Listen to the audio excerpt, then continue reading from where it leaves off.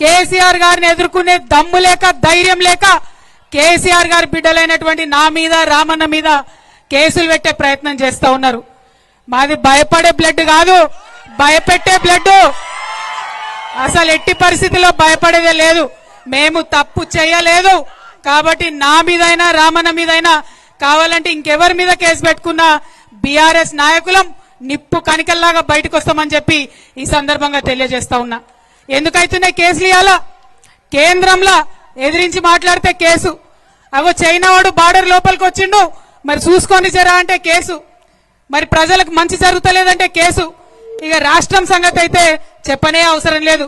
ముఖ్యమంత్రి పేరు మర్చిపోతే కేసు, భూమి ఇయ్యకపోతే కేసు, రైతు భూమి ఇయ్యకపోతే కేసు, ఫేస్బుక్ లో మా అన్నదమ్ములు ఒక చిన్న పోస్ట్ పెడితే కేసు.